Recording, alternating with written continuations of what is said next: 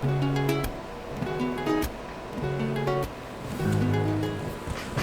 guys, so we're going to go a little bit more in depth now on options, specifically on put selling.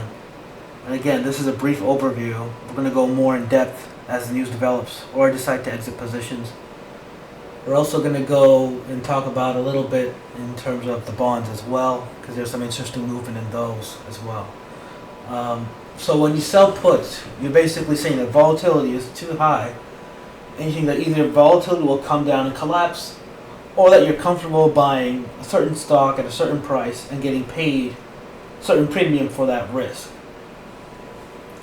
So right now, at above 200% volatility, that is more than the 99th percentile of volatility that you will see on a certain stock.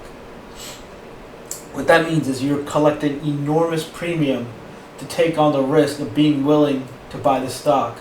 You can think of it as selling insurance. And since you know I like to talk about healthcare, especially healthcare insurance, think of it like this. You're collecting an enormous premium to basically cover the patient in case they need medical services. Or if they don't use those services, that premium is basically yours to keep, which is kind of how Medicare or Medicaid work, right?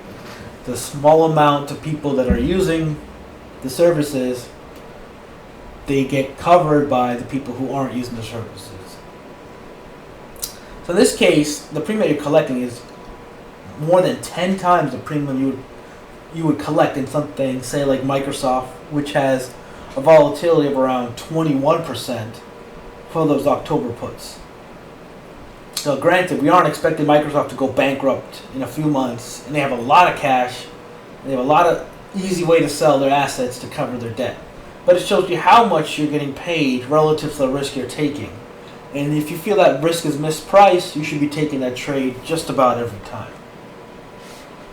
So now we're going to cover short interest. So right now in Riley, short interest is staggering 77% of the float. I mean, 77% of the shares are shorted, which means it's incredibly hard to borrow this stock. This is probably the most shorted stock in the market right now. And that tells you there's maximum risk, right? The borrow rate is between 90 and 120%, meaning you'll get covered more than 100% potentially just to hold the stock for a year. And that's absolutely insane. The high short interest and borrow rate increase the implied volatility greatly, so this can be used to your benefit. Any positive news would almost definitely cause a short squeeze.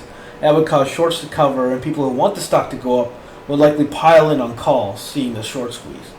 It's just not a good idea. It's just not a good idea to be short the stock right now, given that there's significant convexity to the long side. And when you're taking this type of risk, this is the exact type of situation you're looking for. Going back to the bonds, why did I buy Riley Z? So in a liquidation, bonds should at least recover partially. Technically, these are unsecured bonds, but Riley also holds stock in companies that can be sold to at least partially make whole bond owners. Combine that with their $190 million in cash and the pending Oaktree deal, that stabilizes the near-term risk, in my opinion. And Riley Z was basically the cheapest baby bond. So in liquidation, it should get some sort of partial fulfillment of those bonds.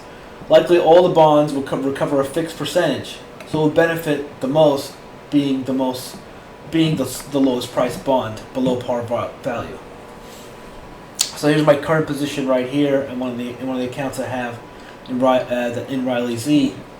It's been greatly de-risked. I sold a majority position above $10. And then you can see exactly what I'm talking about in terms of near-term bankruptcy risk. If you look at Riley M, the M bond, this baby bond is good until February of 2025. It's the earliest call date remaining of all the baby bonds left in circulation. And this would move very, very quickly on any moves, on any news regarding bankruptcy. And if it goes up, it's indicative of near-term liquidity coming back into Riley. If it goes down, well, that increases bankruptcy risk. And if you see, this is exactly what happened when the Oaktree news broke. Those bonds almost went to the par value of $25. And remember, with that bond payment in November coming, this is a significant indicator for a near-term bankruptcy. And those options I have are for October, not even for November. So if this starts selling off again, that's a sign of increasing bankruptcy risk. And if it stays around here, say 18 to 20 bucks at a minimum, that's a really good sign. So that's it for part 2. We'll cover more developments as necessary.